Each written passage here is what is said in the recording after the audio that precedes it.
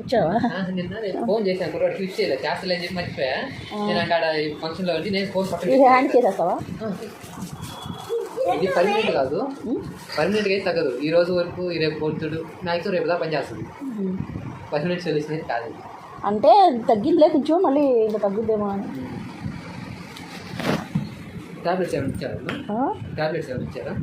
ఎవరు వాళ్ళు ఇచ్చారు. ఏమి ఇచ్చారు? అదేదో ఎల్లో కలర్ ఒకటి ఉంటుంది, అదొక్కటే వేసుకుంటే నొప్పి తగ్గుతుంది. చాలా రకాలు ఉంటాయి కంపెనీలో. మన ప్రతి ఏంటి అని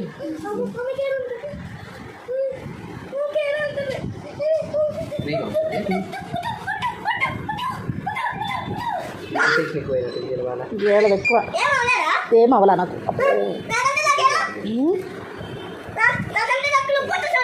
నీకు నొప్పి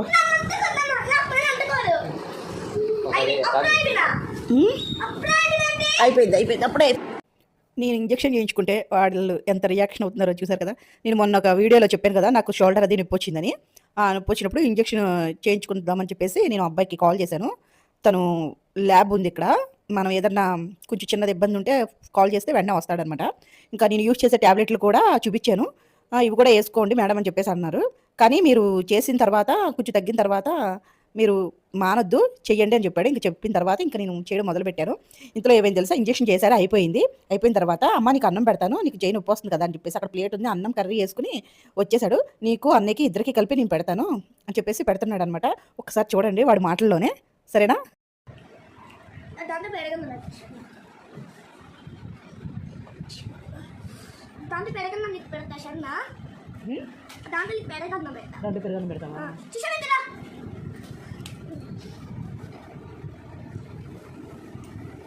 నువ్వు తినమ్మా, చూపిస్తాలే.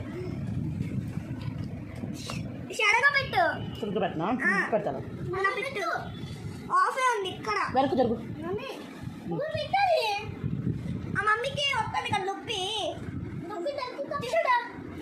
దగ్గర రమ్మను.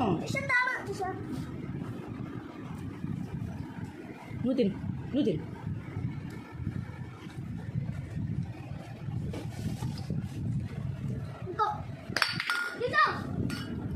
దగ్గర కింద పోతుందమ్మా. చూసుకోలేదా? చూశారు కదా, పెద్దోడేమో పెట్టమని అడుగుతుంటే మమ్మీ చేయి నొప్పి వచ్చింది కదా అని చెప్పేసి అంటున్నాడు. ఇంతకన్నా ఇంకేం కావాలి చెప్పండి నాకు. పెద్ద అయిన తర్వాత ఓకే, ఇప్పటికి సాటిస్ఫాక్షన్ సరిపోతుంది కదా నాకు. వాళ్ళకి అర్థం చేసుకున్నారు, అది చాలు నాకు, అంతకన్నా ఇంకేం అవసరం లేదు. ఇంకా సాంగ్స్ పెట్టమంటే ఇంకా సాంగ్స్